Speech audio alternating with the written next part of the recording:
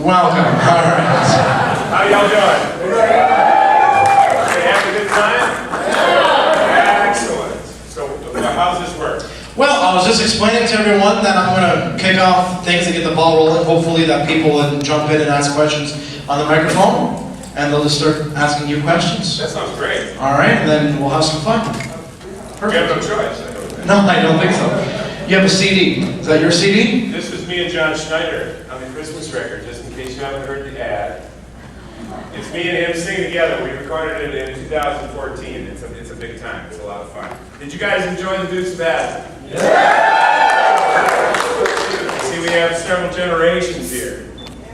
Mr. Dude, saw you earlier today. How are the cookies? The cookies, I haven't tried them yet. I took the maple syrup back and put it in my suitcase already. Ready to go back. It's probably contraband taken across the border. Did you want to use a mic, or are you okay? It doesn't matter, I don't need it. Okay, sounds good. Somebody got a question? Ma'am. Hi, Tom. Hi. Okay. Hold on, what's your name? My name is Maggie. Where are you from? Toronto. Toronto. Okay. Hit it. Okay, so the Dukes of Hazzard was my all-time favorite show as a kid. And Yeah. You were one of my first crushes ever. I'm so sorry. You had nothing to do but go uphill from there. I'm just wondering if people say stuff like that to you, what your reaction is to that. You know, I mean, what I do, I look at it as a job, and it's more, some of the jobs are more like jobs than other parts of it. The Dukes of Hazzard has become an iconic show, and it's become part of pop culture, part of the lexicon of television. So, you know, I mean, that's one of those things that you can never foresee. You never know when you're going to get into something like that. I've never had that kind of experience with anything else. So it's a thing where, you know, if somebody really, really embraces it and it's become a big part of their life, I try to not be rude, and I try to, you know, just be generous about it, because there have been shows like that that were big parts of my life. For me, the biggest, or the closest example I can make is the Andy Griffith Show. For those guys, you know, it was a small town, and they had their quotient of jerks in that town too, but everybody looked out for everybody. The family was a family. There's no cussing, there's no blood, there's no sex. And it's not like much like America, but I'm just making a joke. It was a show that I could sit down and watch half a dozen of them in a row. And there are a lot of people who do that with Dukes. So, I mean, it's one of those things, I feel blessed to be on that show.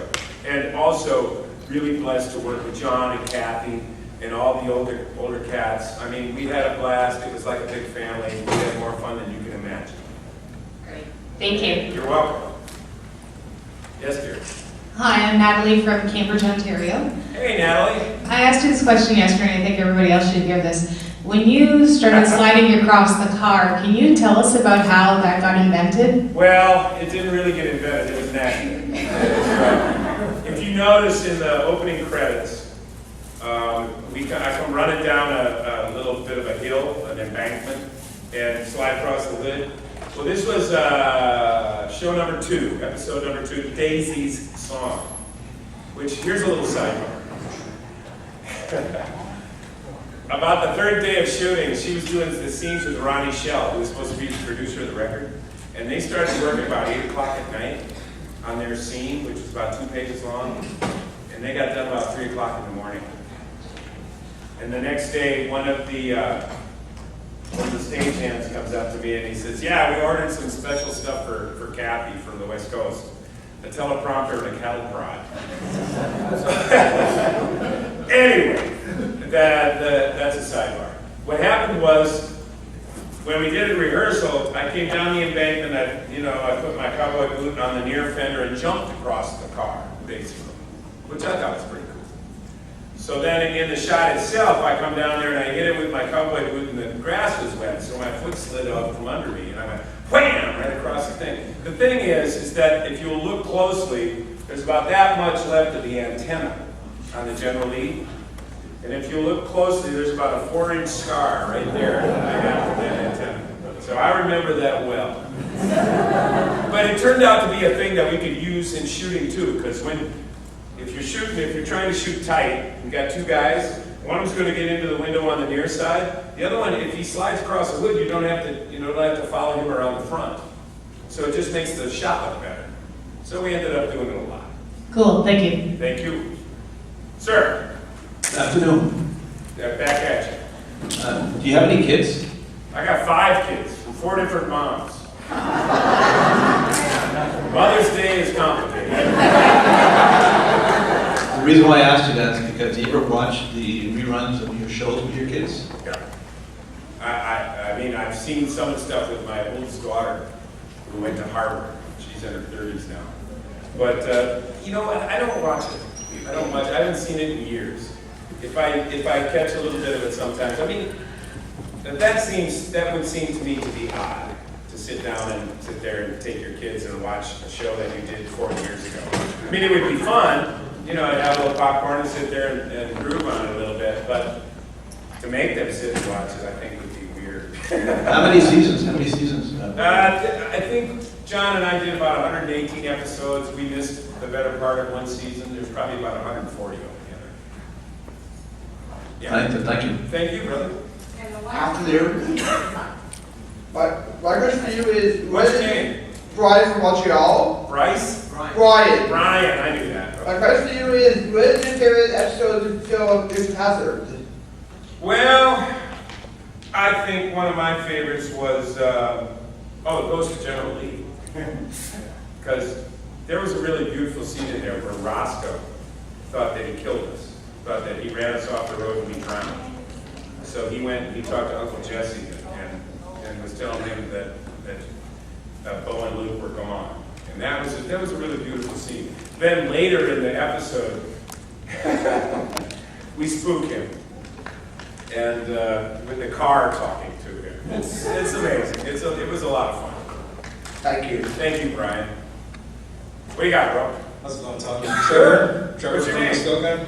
Trevor. Yeah. All right. Was there any other cars other than the 69 Charger picked for the General Lee? Not that I know of. One thing that a lot of people don't know is the General Lee originally was gray. Yeah, as in Confederate gray. But when they started shooting it, they took some pictures of, doing some filming in Georgia where we shot the first 5. The gray doesn't show up. I mean, the car basically disappears. So they went with orange, and there you go. Thank you, Tom. You're welcome. The car, there's a lot to say about the car. One of the reasons that they let us take our little vacation when we did is that Warner Brothers was of the opinion that the car was the star of the show. How you doing, Tom? Not unlike, hang on a second. I thought you were talking. Just taking a drink, no. But the car, the 69 Charger, for some reason, just the different angles of it, you look at it from the front, or the side, or the top, or the back, or the bottom. And it's a beautiful car. And in flight, it's a beautiful car. I worked with a bunch of different directors of photography on that show, and I directed a half a dozen of them. Like when Lulu gets kidnapped, that was one of my directed. I directed one, the Boar's Nest Bears, where we had a basketball team. John can't shoot for shit. I can shoot, he can shoot. But I directed half a dozen of them, and the car is just beautiful. The car is beautiful to shoot. And so we lucked out. If you look at current ads for cars, a lot of times if a car isn't that cool looking, like a little Chevelle or something, whatever Chevrolet is selling as their little car, or a little Toyota, is that you barely see the car in the ad. I mean, they'll drive just a little bit, and then they do a lot of other BS. But you don't really see the car. The General Lee was a beautiful car. And the thing is that also, if you, I don't know how many of you are of an age, but before that time, before the early 80s, they never slid a car in a car commercial. They never jumped a car at all. All that stuff happened after our show. And our show broke a lot of taboos as far as just all the things you could do with a car. You get killer violence, basically. But it was a lot of fun. Yes, sir. Hey Tom, I'm Rich from Utica, New York. Hey, Rich. Speaking about the car, what do you think, hate to pull in politics, but what do you think about everybody crying about the Confederate flag on the roof? Now, you know, I mean, there are a lot of people who have a very legitimate beef about the Confederate flag. I don't see many of them here. But, I mean, they truly do, and I understand that and I respect that. The thing was that in our particular case, I think it's collateral damage. I know the Confederate flag was basically meant as decoration. And of course we have Jefferson Davis Hogg, we have the General Lee. You know, the whole part of the South, they were always, you know, they had something to be proud of, just that they had that kind of unity as a group, as a community. And I don't think it had anything to do with any of the racist overtones that go on with it now. So, you know, I think that, I think eventually it'll all blow by. I think the show will be back on the air. I think they'll make more General Lees, because if there's a place to make money, people are going to do it. Yeah, poor Cooter, he's down there not happy about it, see him on Well, you know, he's got his own axe to grind. But for me, basically, you know, I don't really have a dog in that fight. You know, that people like the channels that buy the show to show it, they can show it or not show it. Not my deal. And if they don't want to make the car anymore, that's fine too. But I reckon it'll get made again. I have no doubt. Thank you, Tom. You're welcome, brother. What's up, bro? I'm Roy Eatman, also from Montreal. Where? 2 questions. What's your first name? Roy. Roy! Yeah. All right. So, are you still getting residuals from the show? I had a taste. You know, there's a little deal about it. All that stuff is very arcane, the way they figure that kind of thing. So I took a little bit of money from it. I think that John and I and Kathy, I think we all have a little bit of issue still with merchandising, especially since, you know, you've seen, if you look at a lot of the new stuff, I mean, it's new stuff. It was brought out in 2012 or 2014. And we haven't seen much of that. But that's a conversation for another day, Roy. Are you an attorney? Are you a computer genius? No. And I never knew you could sing, so I seen you on Broadway a couple of I times. sing my ass off, dude. Hardly anything left. Are you going to do more Broadway? Who knows? I don't know, maybe. I know John and I are doing a show in Gulfport in December, and I got some Christmas shows with another gal named Linda Pearl, who's John can kind of take it or leave it, doing the performance thing with music. So I've kind of talked him into it for the last 5 or 6 years, and I think I'm going to let him rest. But we do have a great time when we sing together. We still do. We always did back on the show, the whole 9 yards. Thanks. It's nice talking to you, Roy. Thank you, sir. Yes, dear. I'm Dawn from St. Thomas. Yes. And I was wondering, how much fun did you and John have doing the Auto Trader commercial? Oh, the shit look. Did it bring Those you kids, back? that translates a lot. Did it bring you back to? Oh, you know, it doesn't take much to do that. I mean, John and I get together and we're best friends, we're like brothers. And so, I mean, that was the best part about the show, spending time with the other people. And we all really bonded, we're all really, really very fond, and we look out for each other. I tried to raise him as good as I could, but didn't take. No, we had a great time. And Auto Trader was really, really nice to us. They were really fine people. So, if you get a chance to buy a used car, go check it out. Thank you. Here. Sir. Hi, Rick from Niagara Falls. I grew up just kind of watching you guys, and you already had hinted about jumping with the car. We couldn't stop jumping our bicycles over whatever we could for ramps and whatnot. Do you kind of, I don't know, with all the extreme stuff that's going on now, the kids and what they're doing, do you take any kind of credit for kind of starting all of the crazy stuff that they're doing? No, that stuff's been around forever and ever. I mean, skateboards were around when I was a little kid. I mean, steel wheels back then. All 9 yards. My son is a BMX rider and is also a photographer, and he's done a lot of that stuff. No, I think, I worry some that some of that stuff is, I mean, doing backflips on a snowmobile, to me, that seems insane. If you end up short, you're crushed. So I worry about that some. I know that it's an awful lot of fun. We had a great time on the show. One time a kid's coming through there and he's got his arm in a sling. I said, geez, what'd you do? He says, I yeehawed off the porch. Anyway, tell your kids, it's all television. It's just an illusion. I jumped my bike into the Chippewa Creek, which is just above the Niagara Falls, and put it in about 30 feet of water and we never got it back. So that's a story to tell. You should go look for it. It's got like barnacles on it. Sir. Hi, John. Tom, I'm sorry. The other guy's John. Hi, Tom.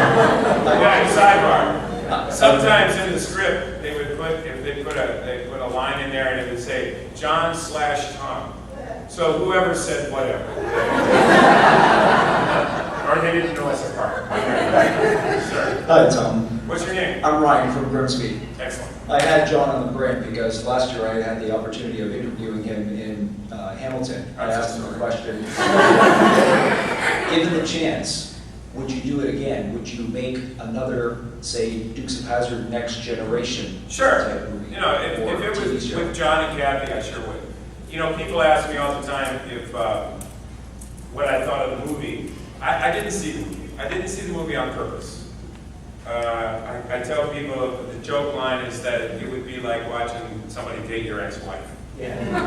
And the problem I have with the movie, from what I understand, what's there, is that they made it into a kind of a slacker movie, where these guys have no responsibility and they're kind of real scofflaws, and it's not for any purpose, really, other than having a big time, which is not what Dukes of Hazzard was about. Right. Dukes was a different thing, and it, we walked a fine line, and it's not, you can't examine it too closely. But if Boss and Roscoe got in trouble, we would help them, because they're from our community, and they were actually our friends, even though they were always trying to put us in jail. So, that's why I don't watch the movie. If somebody came in with the idea of doing a recreation, a next generation, with the right attitude, I'd be interested. I'm trying to think of some way. I want to do a podcast with John. And what I would like to do, they do this with the Gilmore Girls, is they have people, like, they will show an episode and they'll have somebody commenting all the way through it about it. And what it's done, it's actually got, I think they're going to film some more of the Gilmore Girls. And what I'd like to do with John is have us sit there and comment on the old episodes. I guarantee you it would be funny. You'd have a hard time holding your water. Anyway, thank you so much. With the new Challenger nowadays, and perhaps Bo and Luke acting as an Uncle Jesse type role, could you see that, them imparting the same good old It's hard to fashioned say, that's a real big bunch of conjecture. And that would take somebody with a lot of money, like 15, 20 million bucks. And I don't think it's going to happen, actually. I don't think Warner Brothers was ever really that engaged in the show. I don't think CBS was either. I think they thought it was an accident, which is great. I have no hard feelings. Anyway, thank you for your question. Stranger things have happened, sir. Michael from St. Catharines. Hey. Hi. Denver Pyle and Waylon Jennings. Can you tell us some stories about them? Not really. Waylon was a good friend. Waylon, one time I'm sitting with him backstage at getting ready for a concert. So they're setting all this stuff up. And they got a couple of big, semis backed up and all the gear going on. And another guy walks up there and he's chatting away with Waylon. And he finally says to Waylon, he says, "So Waylon," so how many people you figure you got working for you? And Waylon looks around and he says, "About half of them." Denver was funny. Denver, he directed a couple episodes too. And he would say, "Now boys," he says, when you give a line, don't put a handle on it. Don't go, don't start with something that's not the line. You should start right into the line. So the next time we shoot a scene, we ask him a question in the scene and Uncle Jesse says, "Well," puts a big old handle on it. The other thing was Denver comes out one day in his overalls. shoot, there's a hole in my pocket. Somebody left their balls in here.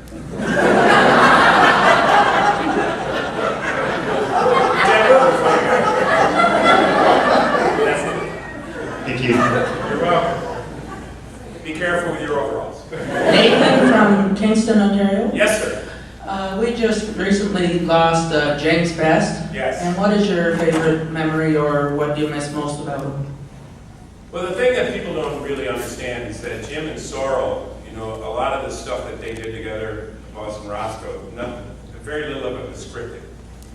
And at one point, you know, the writers were getting on Jim's case because he wasn't reading what they wrote. And so for like a day, he did exactly what they wrote, and they couldn't use any of it. But Jim and Sorrel, the stuff they did together was like, it's hard to describe. I got goosebumps. My hair is all on it. Because it was like watching like Laurel and Hardy or something like that. I mean, they were brilliant together. And really, I've not seen anything since then quite as interesting as those two working together. They're both truly professionals too. James came out of the movie system. He was like out of the star system of the studios. They were going to make him a Western movie star when he was young. Didn't quite happen, but he made a lot of Westerns. He made a lot of interesting movies. Denver was in a shitload of movies, and of course he was a star on, you know, Grizzly Adams. He was on the Doris Day Show. He did a bunch of stuff, and he had a recurring character, Mr. Darling, on the Andy Griffith Show, and just brilliant stuff. He was really, really a terrific actor. Sorrel, Jim, and Denver were really terrific, amazing actors. Okay, thank you. Thank you. And, is there any bloodlines of Lash still alive? I know Lassie, there's puppies still to this day of them. You know what, I don't know anything about that. I know we had several. Okay, thank you. They were not fast dogs. Sir. Hey Tom, David from Toronto. Yeah. As your character, was there anything that you would have wanted to do that you didn't get to do? I would like to sing a little more, but the thing you got to realize, you know, we talked about that a little bit, and John did too. And we sang together on one episode, I think, a little bit. If they would have been really talented at something, they would have been doing that. You know, so you can't really go that deeply into something like that. There were a lot of things we could have done on the show with a little more depth. And I really, if you look, you can tell a difference from the first 5 are shot down by Atlanta, and then when you get into the second and third year, they start getting a little more cartoonish. And even the lighting, even the photography of them is a little more that way. And I always liked it when it was a little grittier, when it was a little more like a Burt Reynolds movie. Yeah. But thank you. Another question. When you did the reunion on Smallville, how was that? Because that was That was a hilarious. blast. You know, they threw us a couple of bones. They made some reference, and of course I was driving a Charger, and blah, blah, blah. But we had a great time. That was always fun. They treated us real well. Another quick question. The episode where you're taking photos of Daisy in the red bikini, and she asks you, is there any film in it? And you're like, of course not. Ah! How did you stay in character? And I'm a true professional, son. Kathy was a dish. She's still a dish. We had the best time. I'm not going to say any more than that. Thanks. Hi, Tom. All right, got time for 4 more quick ones. All right, what do you got? On the show, you had Uncle Jesse. How come there was never like mom or dad? Oh, you know what? There was some kind of pre-story to that, and the weird thing is that none of us had a mom and dad, and none of us were brother and sister, or the other cousins that showed up while we were gone. So you know, it was contrived. It was a contrivance. I don't even remember what kind of excuse they made for it. Some kind of car whip or something. I don't know. But anyway, yeah. Did they ever really real place called Hazard County? There's no real place called Hazard County. Hazard, Kentucky is a town, and I think that's where the name came from. Guy Waldron wrote the thing, and the original movie that he had done, there was a movie called Moonrunners. That's got a lot of the same stuff in it. Okay, what's next? Hey Tom. Yeah. Ryan Falchio again. Yeah. You said before you didn't see the film Dukes of Hazzard, but when you're making the film, did they ask you to make a cat in the film? No, they did not ask us at all. That's okay. I'd rather not. Actually, you know what happened was somebody else asked about that at one of these deals, and they said to me, well, you know, like in the remake of Starsky and Hutch, they had the old guys on that. And I thought, you know what? It's probably best that we weren't in it anyway. I don't want to be the old guys. Yes, dear. Hi. Who were your idols growing up? Like, who or what pursued you to get into acting? Not my fault, actually. I was a singer when I was a little kid. I started singing. My grandma would stop people on the street when I was 6 years old and have me sing 5 verses of the Battle Hymn of the Republic. Yeah, really torture. People would cross the street if they saw us coming. But I was always a singer. So then, when I got to be about 10 or 12 years old, we had a teacher come to town, a music teacher, who started us doing musicals. And it was like putting on an old pair of shoes. It's what I really enjoyed doing. And so I did a bunch of musicals in high school, then I went to the University of Wisconsin and studied voice there. And did a bunch of musicals in Madison, Wisconsin. And kind of out of self-defense, I started learning how to act a little bit. Then I had a year of private lessons with an acting coach in Madison. And then I spent 2 summers in Michigan at a summer stock theater near Kalamazoo and did a bunch of roles there. And then I went to New York City. And I was on Broadway in the summer of '78, and we started Dukes in the fall of '78. So, I mean, when I was a little kid, I think the first song that I remember trying to learn was Moon River by Andy Williams. And I sang a lot of that stuff back when I was a kid in the 50s and 60s. Radio stations would play, you know, a country song, then a Sinatra song, then a Beatles song. You know, it was all mishmashed together. But it was great. And, you know, we'd milk cows and listen to all the music. And so the Beatles were a huge influence. They came around when I was like maybe 11 or 12. Yeah, 63, I would have been 12. 63, I would have been 67, I was all-conference fullback. But, you know, actually the biggest break I got acting-wise was in about 2006. I had been doing Broadway shows. I've been playing leading men, which is my deal. And I love leading men. So they're always having a good time. They get the pretty girl. They get to sing a good song. Then they cast me in a play called Glengarry Glen Ross, which is one F-bomb after another. It's David Mamet, but it is an amazing piece of theater. And I got cast as the guy who kind of gets screwed. And every night I would come on stage and people didn't know who I was because I was playing such a different character. And from then on, then I started getting interesting stuff like the Tarantino film. And it's not quite as much fun as the leading man stuff, but it's very interesting, and I've gotten some credit as being a leading man. Sir? Leo from Shazy, New York. Hey, Leo.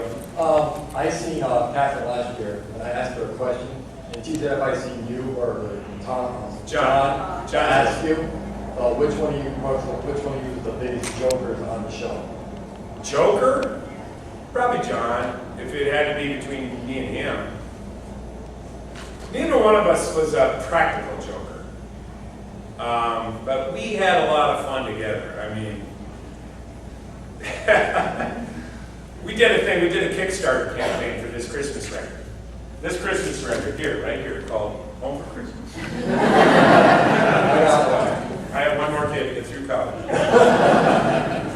But, so we had all this stuff to sign afterwards. We had like, you know, 500 CDs and like 100 cards that we had to sign and a bunch of stuff. So I met John in Atlanta where he was filming The Have and Have-Nots. And we spent an afternoon in a hotel room signing crap for like 4 hours. And we had this kid there who was helping us, you know, shuttling stuff to us, and he'd take it away and stack it away and put it back in the box and stuff. And he had to lay down twice just because he couldn't breathe anymore from laughing. His we have so much fun together. It's ridiculous. But we are best friends. John's my best buddy. One of the things I say is, I judge friendship sometimes on who I'd call if I was in jail. I haven't been in jail yet. I've gotten close a couple times. And John is high on the list. He's a real bosom buddy of mine. I know he'd always take care of me, and vice versa. Hey, listen, I'd like to thank all you guys for coming today. I hope you're having a good time. It's nice to see you, brother. And I just want to say that I've had a really good time up here. I'll be here tomorrow too, and the rest of the evening. But it's been really, really nice being in Canada and checking it out. Right now, with the political situation in the States. Do you have your papers to come to Canada?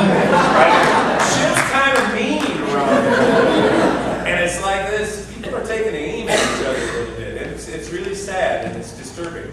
However, it has brought that kind of, dissatisfaction out into the open, and hopefully we'll figure something out about it. But I'd like to say that I've really, really enjoyed being up here. Let's give Tom a big round of applause, everybody. Thank you very much, Tom Wopat.